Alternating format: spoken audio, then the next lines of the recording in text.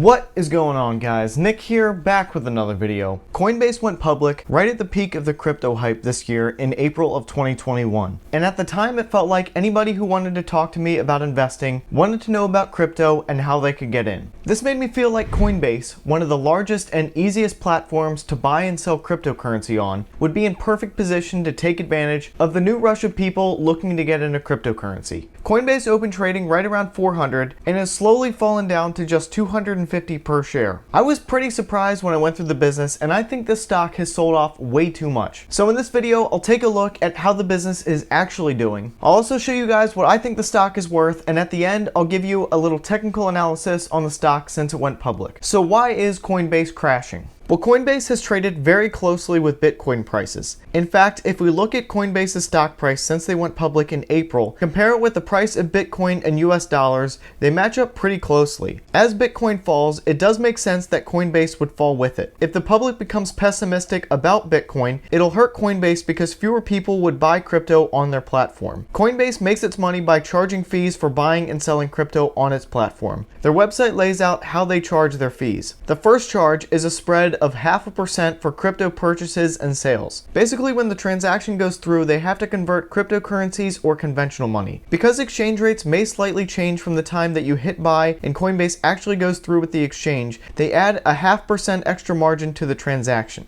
On top of that, they charge two fees, either a flat fee or a percentage-based fee. For the percentage-based fee in the US, for example, they charge somewhere between 1.5% to 4% per transaction. The exact percentage depends on what you use to pay for the transaction. If you pay using a bank account or money already in your Coinbase wallet, Coinbase will charge you 1.5%. If you make the purchase using a debit card or PayPal, you'll pay 4%. This percentage fee is compared with a flat fee, and the customer is charged whichever is greater. Flat fee pricing works like this. If you buy less than $10 worth of Bitcoin, you'll be charged $1. If the amount you buy is between $10 and $25, it costs $1.50. Between $25 to $50 worth of crypto, it'll cost you $2, and between $50 to $200, it will cost $3. So again, you'll pay whichever is higher between the flat fee and the percentage-based fee on top of the 0.5% margin fee. But if people don't come to Coinbase to buy crypto, the way the business is currently set up, their revenue and earnings are going to fall significantly. And as crypto prices fall, unfortunately, people become less interested in buying crypto. So the next question we should ask is, why are the major cryptocurrencies falling? And why are they so volatile, meaning the prices go up and down very quickly? Well, let's look at volatility first. Crypto is more volatile because its value is less defined. Businesses, for example, are valued based off of the earnings they'll generate in the future. It's much easier to determine what a business that produces steady, consistent profits is worth because it's easier to determine how much money they'll make going forward. This is why you don't see Coca-Cola, for example, having large swings in its stock price. But of course, things don't have to produce earnings to have value.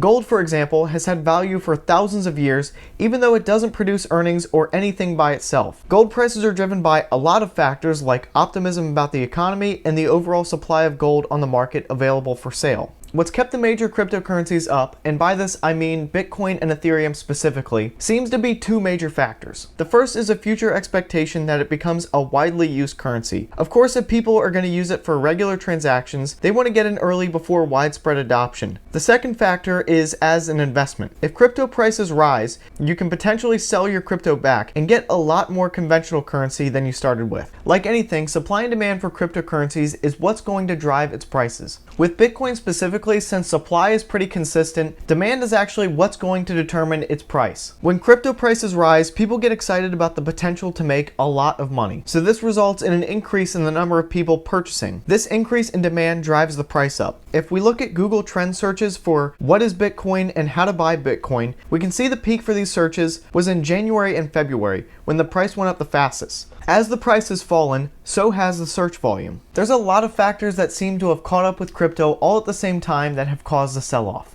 There was excitement over companies like Tesla announcing they would accept Bitcoin as payment in February, along with a few other companies announcing the same thing. Elon ended up changing his mind in May, announcing concerns with the environmental impact due to the large amounts of electricity used in mining operations. It seems like Tesla is again open to the idea of accepting Bitcoin, but only if mining can move to more sustainable energy sources. The Chinese government issued warnings about volatility risks trading and mining cryptocurrencies in May, and they told its biggest banks and payment platforms to stop supporting crypto transactions. regional governments within China have started to make efforts to shut down mining operations. Apparently, so much Bitcoin is mined in Xinjiang that when a coal plant was shut down for a week, worldwide Bitcoin mining capacity dropped by 35%. The Sichuan province told electrical companies to cut power to any mining operations they discover, and this has forced a lot of mining operations to sell their rigs or to relocate to other countries. The day Coinbase went public in April, Bitcoin was trading around all-time highs. And while it's hard to say that Coinbase going public is what caused the sell-off, it is a pretty crazy coincidence. Ethereum started a sell-off on the same day, but it ended up having another huge surge right after, nearly doubling and hitting all-time highs. Right now, Ethereum is pretty close to the same price it was when Coinbase went public. We can actually see the amount of trading volume that Bitcoin and Ethereum have seen going all the way back to July. Looking at this Yahoo Finance chart set to the monthly view, Bitcoin had about 450 billion transactions in July of 2020. Between August and December, it traded about 750 billion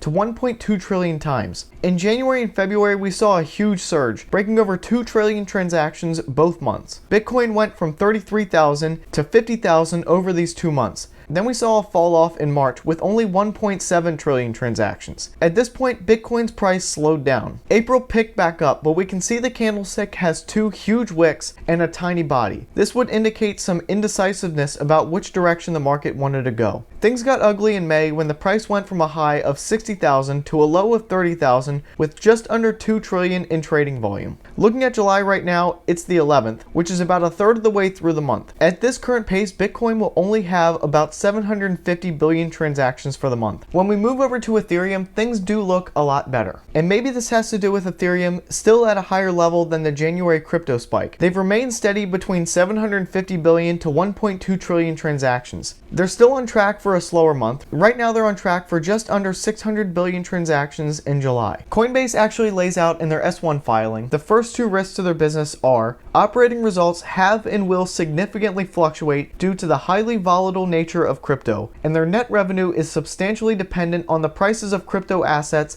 and the volume of transactions conducted on their platform. If such price or volume declines, our business, operating results, and financial condition will be adversely affected. They also point out that the majority of their revenue comes from Bitcoin and Ethereum transactions. So let's take a look at how Coinbase is performing financially. Unfortunately, they only report from 2019 forward. But these 2 years, plus the trailing 12 months, gives us a look into how quickly the company is growing. They went from 500 million in revenue and a loss in 2019 to just about 3 billion in revenue and over 1 billion in profits. For a lot of high growth tech companies, it's pretty rare for them to already be profitable. User growth has also been pretty steady. They reported 23 million verified users in the first quarter of 2018 to most recently in the first quarter of 2021, 53 million verified users. Monthly transacting users has also seen a lot of growth since the fourth quarter of 2020. They went from 1 million in the fourth quarter of 2019 to 6.1 million in the first quarter of 2021. It's going to be pretty interesting to see when they report the second and third quarter earnings this year if this drops off with the trading volume drop off that we've seen in Bitcoin and Ethereum. Looking at their expenses compared to the revenue, we can see that even though revenue has dramatically risen between 2019 and the last 12 months, expenses really haven't grown with it. This is a very strong sign to see. When I was putting the data in to make this chart, I realized in the first quarter of 2021, they actually made more revenue than they did for all of 2020. This is a great sign to see, indicating strong growth, but we're going to have to see how much this sustains throughout the rest of the year. Coinbase breaks its revenue down into 3 reporting segments. Usually when I compare segment performance, I like to also include the operating income for each segment. But unfortunately, Coinbase doesn't include the operational expenses by segment, so I can't break it down the way I normally would. However, I like to see the segments broken down so I can tell what the most significant portions of the business are. Even with only revenue, we can clearly see that transactions are the overwhelming majority of the revenue. Coinbase has talked about some of their subscription and services, but right now it's not very consequential to the overall business performance. Their long-term goal, though, is to not rely on transaction revenue as much because it's so volatile. This part of the business is also threatened by others who offer commission-free crypto trades. Coinbase services include a Coinbase savings account and also a Coinbase debit card. On top of this, they also have 4 service segments: store, stake, distribute, and build. Store is a custodial fee charged for a percentage of the daily value of their crypto assets. Stake is from revenue from transaction validation on proof of stake blockchain, which happens when one of their nodes successfully creates or validates a block. Distribute is generated from crypto issuers through educational videos explaining to users what the coin is. Users often get free coins for watching the video and answering questions. Build is licensing from revenue from Coinbase Analytics access. Alright, so let's take a look at what Coinbase is worth and finish up with a little technical analysis. But before I do that, if you could just take one quick second to scroll down and hit the like button, I would really appreciate it. Okay, so looking at forecasted revenue and earnings, it's a little up and down going forward. 2021 is currently projected $6.3 billion in revenue with $2.1 billion in profits. The 2022 expectation is to fall down to $5.6 billion in revenue and $1.2 billion in profits. Then in 2023, they're expected to come back up to $6.9 billion in revenue and $1.8 billion in profits. I do think because the revenue is so dependent on Bitcoin and Ethereum transactions that it's hard to tell how much transaction volume there will be even a month from now. I think that makes it hard to know exactly how accurate these forecasts are. Going through Coinbase's S1 filing, they explained that so far they've seen 4 major crypto asset price cycles since 2010. This chart is in log format, which keeps the percentage gain equal as the chart gets higher. The chart ends in December of 2020, so we don't have the most recent surge, but it is possible we just saw the peak for Bitcoin at 65,000, and we may be seeing the trough already at 30,000. It seems like these cycles have been about 3 years apart, making the next peak due around 2023 and 2024 if the current trend continues. Since there is some up and down with their forecasted earnings and revenue, it's difficult to figure out their annual growth. But the average growth from the trailing 12 months diluted earnings per share of $3.04 to $7.11 estimated by 2023 gives us about 32% growth. So I'm going to use a growth rate range of 32% for the high estimate and 25% for the low estimate. This gives us a fair PE value between 145 and 83. Now this is also with the assumption that Bitcoin is here to stay for the near future. Now this chart shows us the estimated earnings each year out to 2023 multiplied by the top end and bottom end fair PE estimates. The green area is an undervalued share price, the gray is above the bottom end estimate to the midpoint, and the blue area is the top end valuation. Because earnings per share is expected to be higher in 2021 than 2022, you see a drop in the valuation. The orange line is the current share price, which is $250. This chart would indicate that Coinbase is trading pretty far below what it should be worth, with the valuation to at least double, possibly quadruple by 2023. Okay, so let's take a look at the stock chart. So remember, we only have a limited amount of information since they only became public in mid-April, but we can see how the stock fell from its opening pretty quickly. It looks like it found support at 220 in mid-May, and there was a little bit of a breakout at the end of June. The volume seems like it's slightly up at this point, and we can see both the lows and the highs are starting to get higher. This to me looks like a good potential for a breakout soon, and this is not something that I say very often. So I don't currently own any Coinbase stock right now, but I'm definitely looking to add some after this analysis. I'm going to look for a down day to try to get in at a little bit cheaper of a price, and over the next month or two, if I can get in at 240 or cheaper, I'd be pretty happy with that. I do expect that owning the stock is going to be a pretty wild ride because Bitcoin and Ethereum are so volatile. But if you can stomach pretty large and fast drops, as long as the business meets its earnings expectations, you will do very well. Okay, so that's the video. If you liked it, make sure you subscribe so you know whenever I upload a new video. And as always, thanks for watching.